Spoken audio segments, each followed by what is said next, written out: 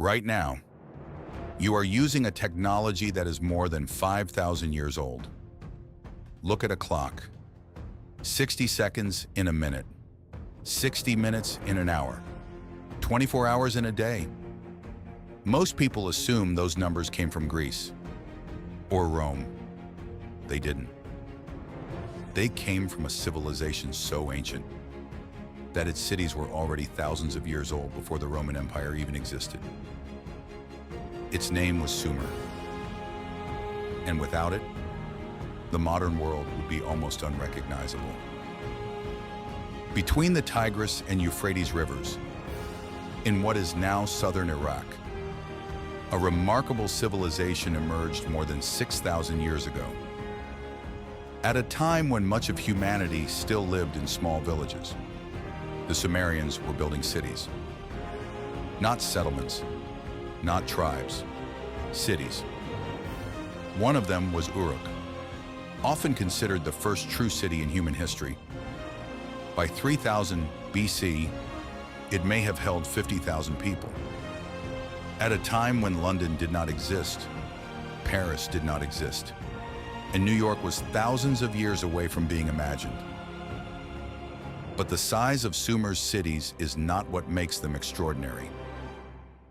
It is what happened inside them.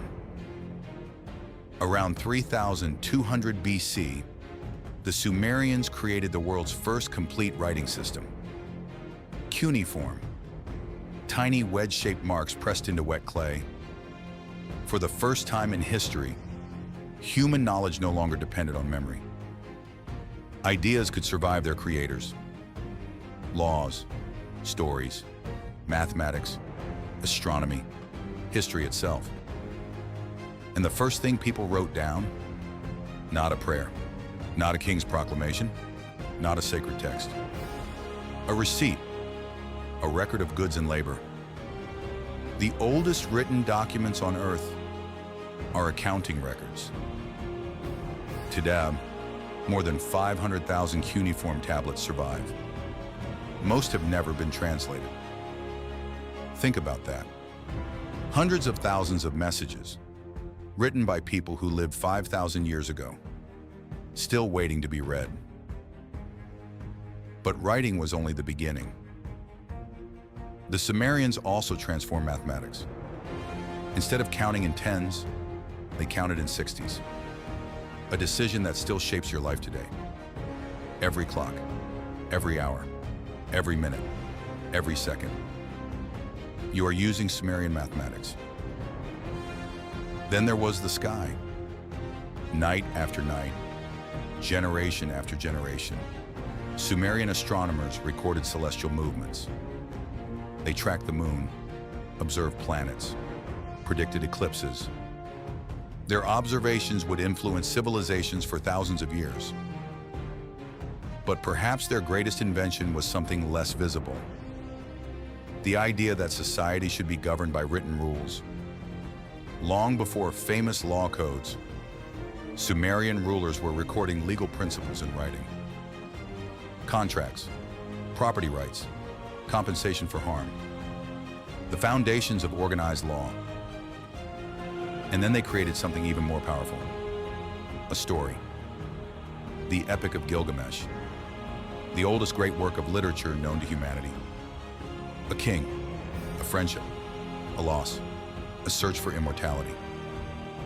Themes that still appear in books and films today. And yet, most people have never heard of it.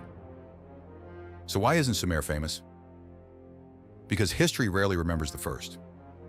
It remembers the last.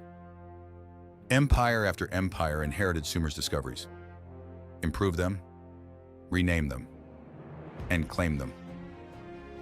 Over time, the source disappeared beneath the layers of history. Its language died, its cities fell, its tablets were buried beneath centuries of ruins. Then something incredible happened. They survived. Not the cities, not the kingdoms, the words. For thousands of years, millions of clay tablets lay hidden beneath the soil, waiting for someone to learn how to read them again.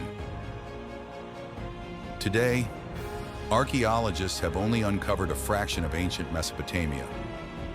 Hundreds of thousands of tablets remain untranslated. Entire libraries of human history, still locked inside clay. There is something humbling about that. We believe we understand where civilization came from, but much of the story remains buried.